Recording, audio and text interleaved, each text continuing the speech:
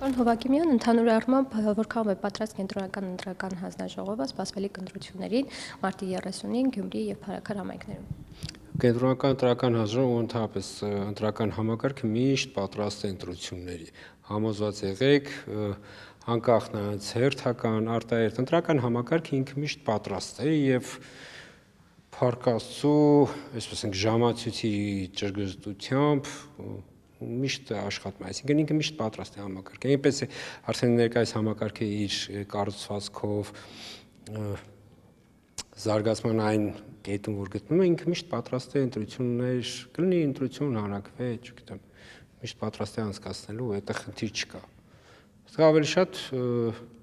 որ ասենք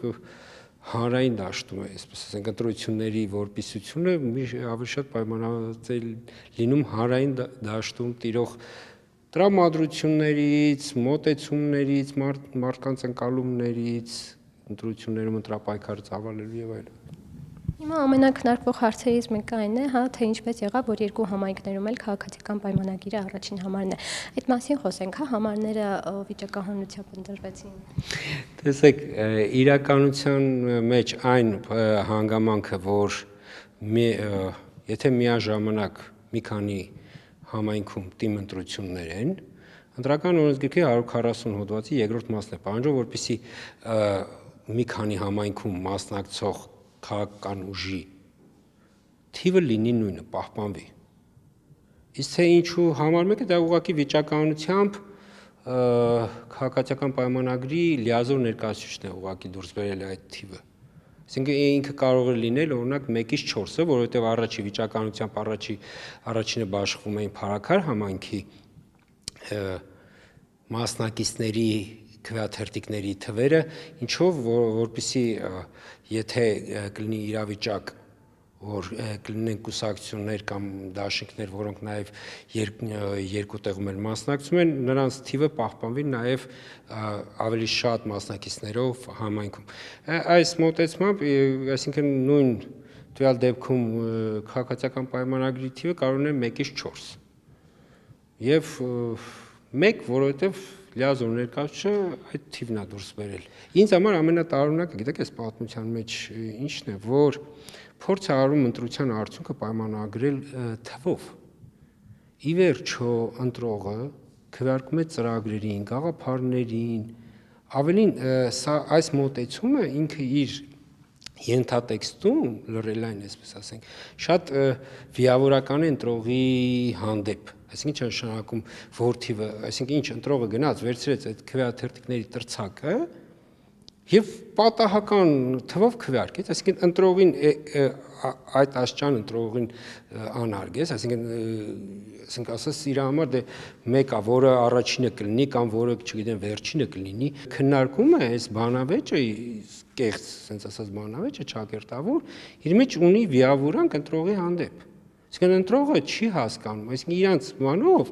ասենց մտայնություններն է, որ ընտրողը չի գիտակցում, ընտրողը ընդամենը որը պատահեց դրան քվեարկելի է։ Սա չեմ ուզում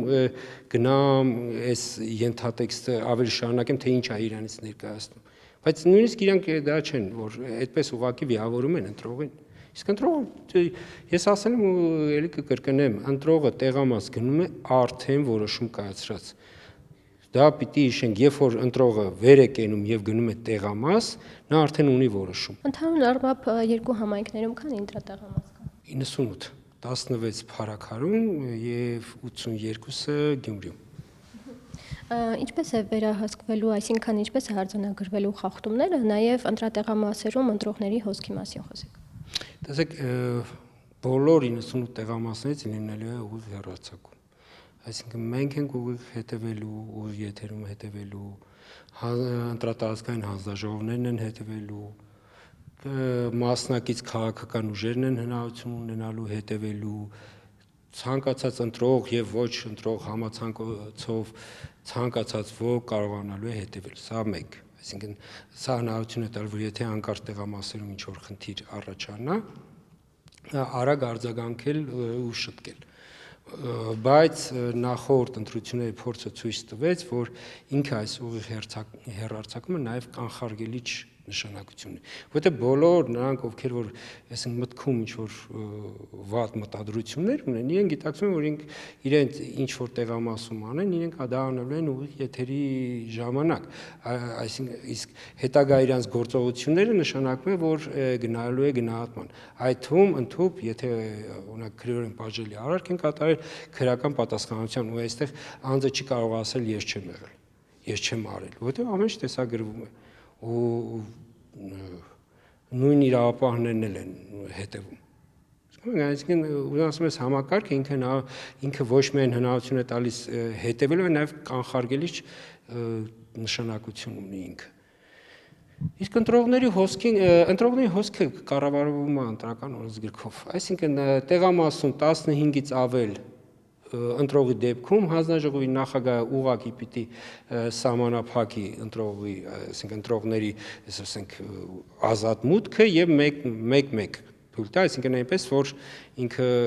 այդ կուտակումը թեթևանա։ Ուղղակի հերթով հանգիստ գնա։ Նույնիսկ ընտրական օրենսգիրքը նախատեսում է, որ երբ անգամ տեղամասի նախագահը, քարտուղարը չեն կարողանում ինքնուրույն այդ, այսպես ասենք, կառավարել այդ որ բնականոն ընթացքով տեղ ունեն, իրենք կարող են նույնիսկ ոստիկանների օգնությանը դիմել, որպեսզի, այսինքն այդ բնականոն վիճակը պահպանվի։ Ասում եմ, այստեղ խնդիր չկա։ Թող ընտրողները ակտիվ լինեն, համոզված եղեք ընտրական օրենսգիրքը բոլոր գործիքակազմը տալիս է, որպեսզի բնականոն քվեարկության ընթացքը բնականոն կառավարվի։ Լավ, իսկ դիտորդների մասով տեղական կամ միջազգային դիտորդներ։ 5 տեղական դիտորդական կազմակերպություններ, տարբեր դեսպանատների, այսպես ասենք, զուտ հետաքրքրությունով պայման, ենթադրում ենք, որ դեսպանատներից դեսպաններ կամ դեսպանատան աշխատակիցներ կլինեն այցելուի կարգավիճակով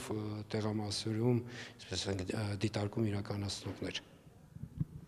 Եվ վերջում ընդհանուր առմամբ ինչպես կանցնեն ձեզ ընտրությունները։